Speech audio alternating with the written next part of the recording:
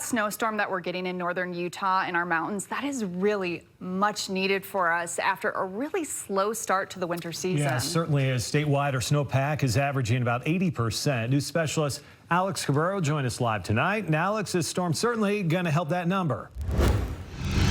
Yeah, it's expected this storm is going to add about 3 feet to our snowpack here in northern Utah. Mike and Courtney, that equates to about 2 or 3 inches or so of water. It will certainly help our reservoirs this coming spring. But in southern Utah right now, it is a different story. It's a great time of year to visit the St. George area, but the near perfect weather lately is coming at a price. I'm starting to get very nervous. Those aren't the words you want to hear from a guy like Zach Renstrom, because he's the general manager of the Washington County Water Conservancy District. We haven't had any moisture, and I actually always in the fall kind of go and look at a couple of key sites, some springs. And I've even noticed those springs that are generally very reliable springs are actually starting to drop down. It has been very dry in southwest Utah. Since October, the area has received about half its normal precipitation.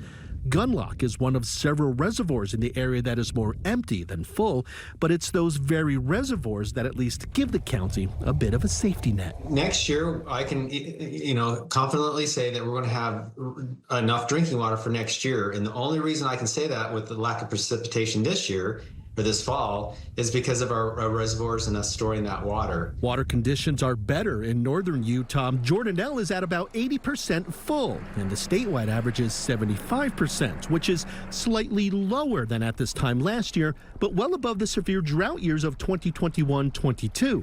Plus, the snowstorm that has been hitting northern Utah mountains the past few days and into this weekend will only add to current totals.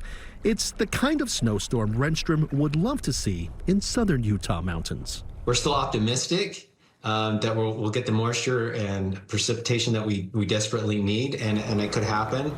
But every day that goes by, it makes those numbers a little bit worse.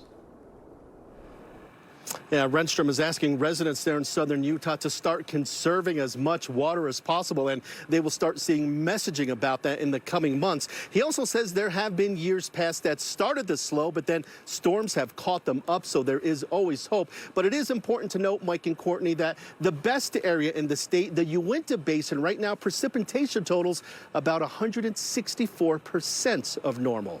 That's a lot of water. It certainly is. Thank you so much.